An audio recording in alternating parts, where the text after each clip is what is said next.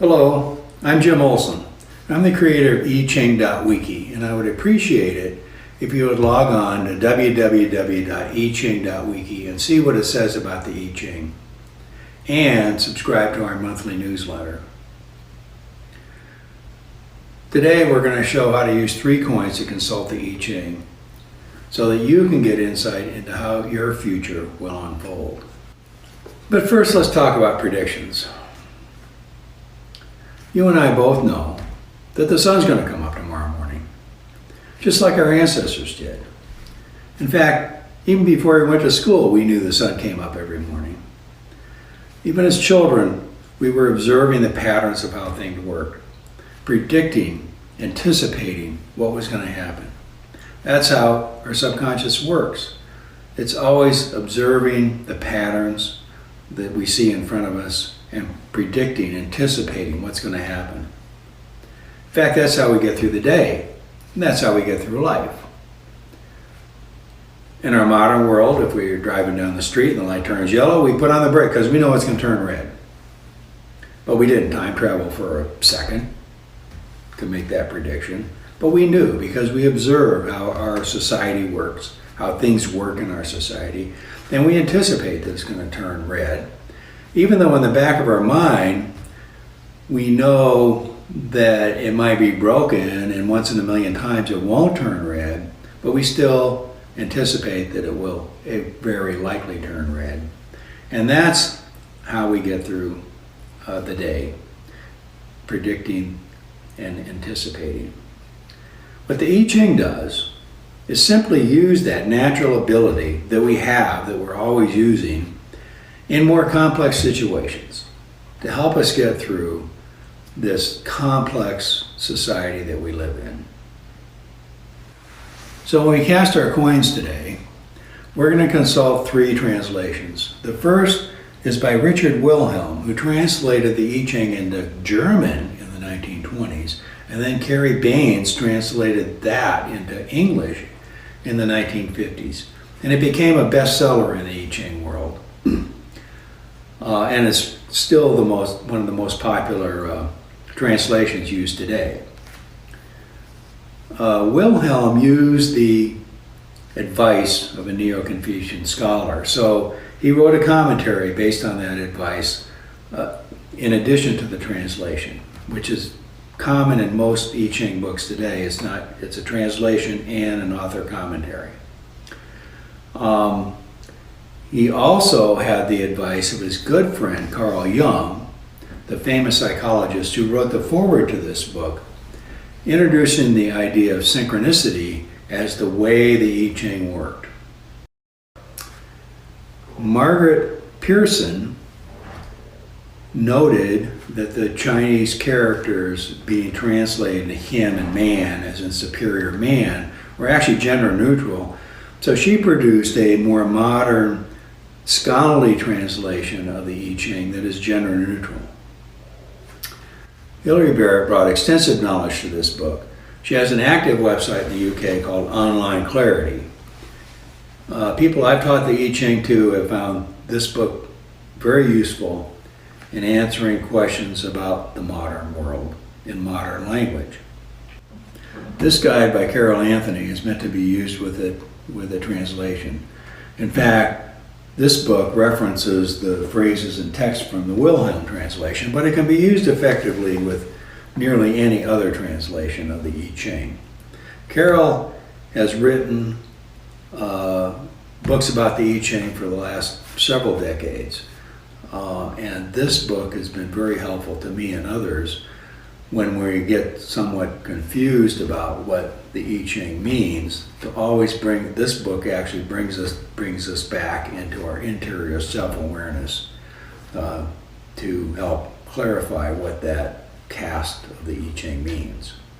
The I Ching has been used for over 3,000 years by millions of people with hundreds of different outlooks, including Taoists, Confucians, Buddhists, Christians, secular people just for practical advice, and for psychological purposes. And psychologists, you can find an article about it in Psychology Today. So whatever your viewpoint is, the I Ching will be useful to you. So the I Ching can give you advice on 3 levels. First is practical, getting through the decisions you have to make today or life-changing decisions such as moving to a new town and getting a new job. It's also a useful psychological tool. It can help you with your internal emotional life, how to deal with the emotions that come up as you deal with your fellow humans. It can help with our spiritual life. And by that I mean our relationship with something bigger than ourselves. Be it nature, human society as a whole, the universe, or our relationship with the divine. When you approach the I Ching, anybody approach the I Ching, it's about you and the I Ching. It's your viewpoint, what you want to get out of it, and your relationship with the book. Okay, we've reset the camera angle. As you can see here, the I Ching consists of 64 hexagrams. There's an example shown here. Hexagram is made up of lines that are unbroken or undivided, or broken or divided. A hexagram has 6 lines, counting from the bottom. So the first line is line 1, and the top line is line 6. A line can also be changing. So an unbroken line can also be an unbroken changing line, about to change to its opposite member. A broken line can also be changing, about to change back to its opposite member.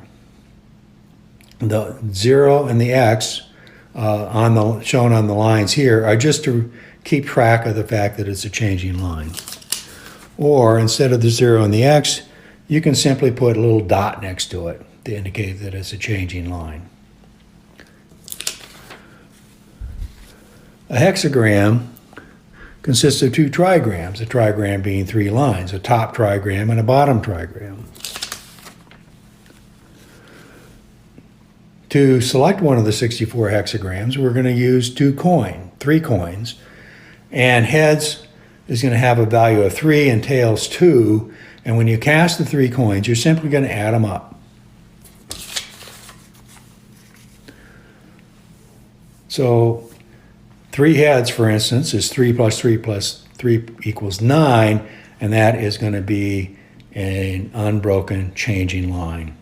2 heads and a tails equals 8 is going to be a broken line. Heads and 2 tails, 3 plus 2 plus 2 equals 7, equals an unbroken line. And 3 tails, 2 plus 2 plus 2 equals 6, equals a broken changing line. So now we're going to actually use 3 coins to select a hexagram. And of course the common thing is to use 3 small coins like that, but to make it easier to see in the video, we're going to use some bigger ones. We'll make the head dragon is heads, and the Chinese characters are tails. So we simply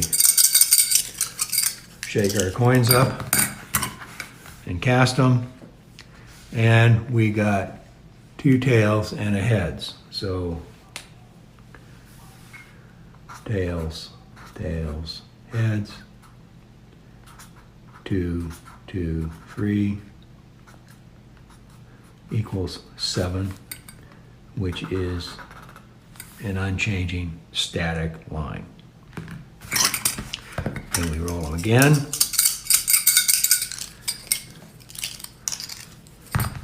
Flip them around a little bit, and we got 3 heads. 3, 3, 3 equals 9. So we got a changing unbroken line that we draw like that. In line 2, notice that we're going up. We're starting at the bottom.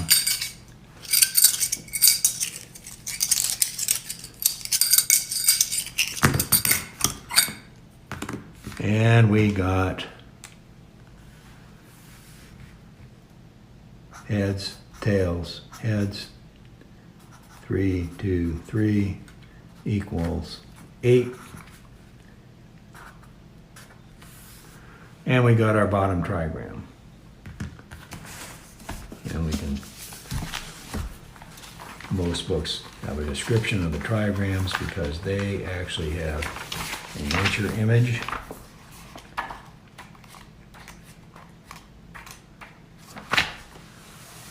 Here it is in the Wilhelm book.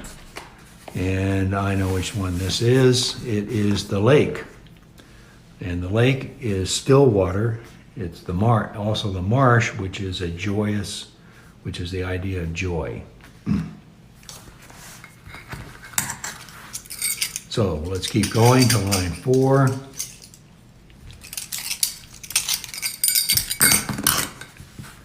And we got tails, tails, heads. 2, 2, 3 equals 7 again. So line 4 is an unchanging line. Line 5.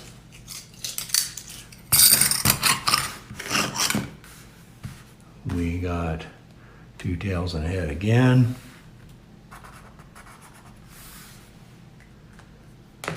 And then finally the top line.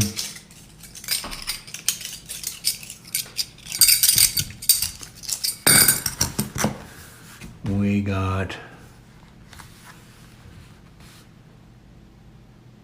2 tails and a head again.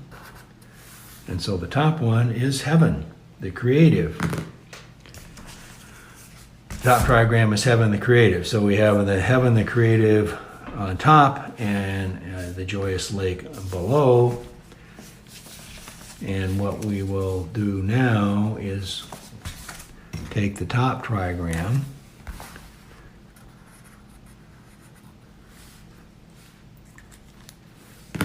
and every book has a table in it. In the Wilhelm, it's a fold out in the back. And we will find the top one across the top. There it is. And then we will go down the left and find the bottom one, which is right there. And we will find the intersection right there, and we get 10. Write it down so we don't forget. Then we will take this, what we drew, and we will change it. We'll take the change, we'll copy anything that's unchanged and change the line that changed. So line 1 is, then line 2 changes to its opposite number. It changes from a solid to a broken line. Then we will copy the rest of them over. And we will get a hexagram which represents how things are likely to come out. And we'll look that one up. So again, we have heaven at the top. But this time, we have that one. So we have 25. So we write 25 down. Now what we're going to do is first we're going to read number 10, and then we will read 25. Okay, we're back. So now we will actually look up number 10 in the book. And we'll start with Wilhelm, and as you can see, it works like a dictionary. See, there's number 7. And we just find number 10.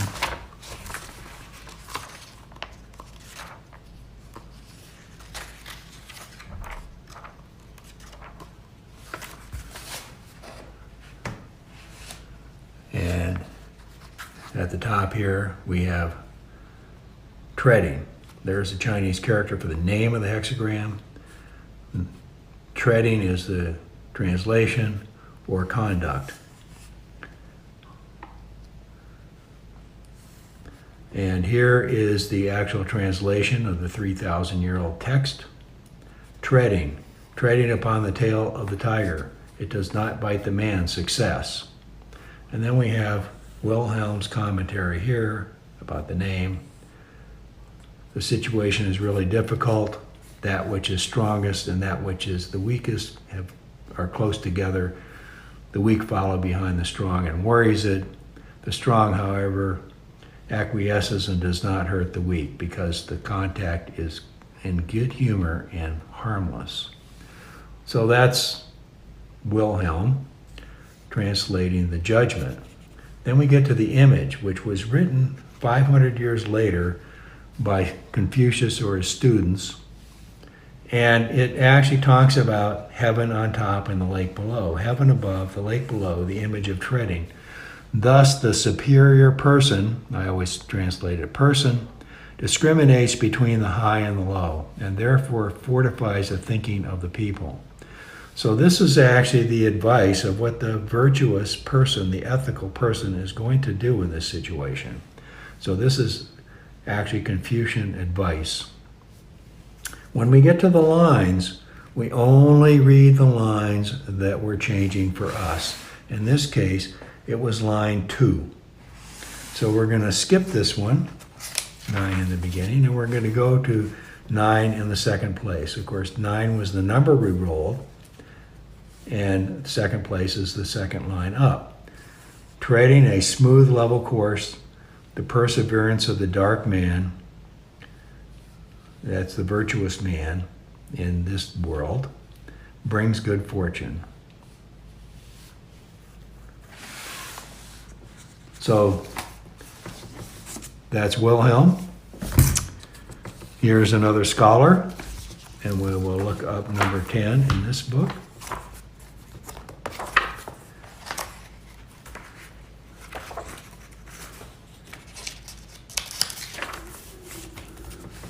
Stepping. Stepping on the tail of the tiger, it does not bite you, success. So you can see it's different words, similar.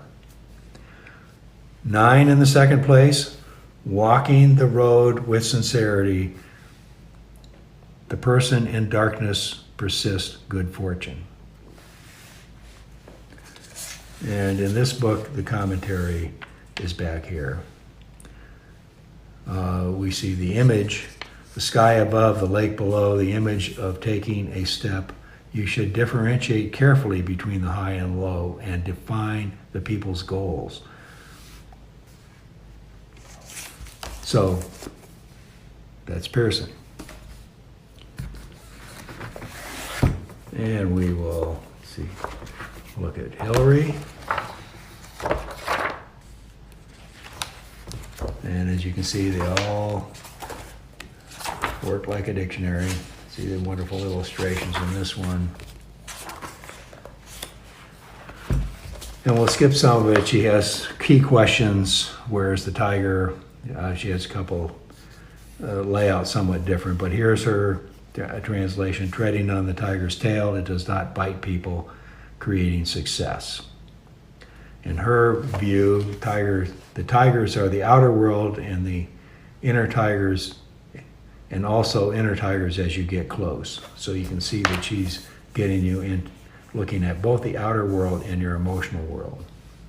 It is good to recognize the tiger for what it is. So that's the kind of advice that Hillary likes to give. Heaven above, lake below, treading the noble one, differentiates above and below. So she translates the superior man as the noble one, and makes a place for the people's aspirations. And so then we will get to the second line in her book, treading the path smooth and easy. The hermit's constancy brings good fortune. So she switched a word in line 2, but it still has a very similar meaning. And then if we're confused or want some more advice, we can open Carol Anthony's book, remembering that this book is meant to be used with a translation, and we can find number 10 in her book.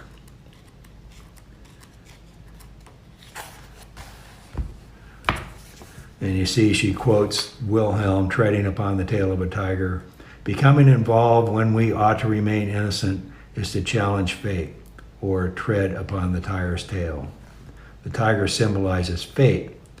So long as we are sincere, conscientious, simple, and innocent in our conduct, the tiger does not bite. So you can see how she relates what's going on, fate, what's going on in our world, brings us back to our own conduct and our own interior mind. So that's an example of a reading. So we showed 3 books when we showed how to use the 3 coins, or the 3 translations of I Ching, but there is certainly a lot more from many different viewpoints. And you should take some time to pick 1 or 2 that suit your outlook. Here's some. And these range from translations by scholars to people giving advice. And they are reviewed on the I Ching wiki website. At least they are described what's in them.